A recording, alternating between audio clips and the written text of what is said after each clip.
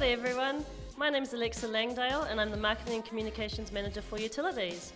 Today we're at the Seaview office in Wellington and I'm here to talk to Cyndi. Can you tell us a bit about your career here at Downer and how that's growing? Yeah, sure. So I've been in the business for just over 8 years now.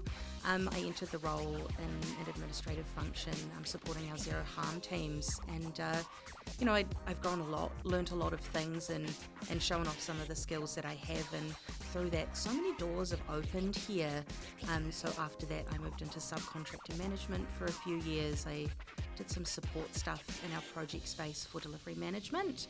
And of course now I've got that functional learning management system role. That's awesome. So what other training and development opportunities did you get here at Downer?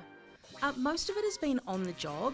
I've been fortunate to work alongside some really great employees who have provided, personal mentorship. But yeah, most of it is really on the job. You learn about things as you need to do them, and there's always someone that's out there to lend a helping hand. Can you tell me a bit about why you work at Downer?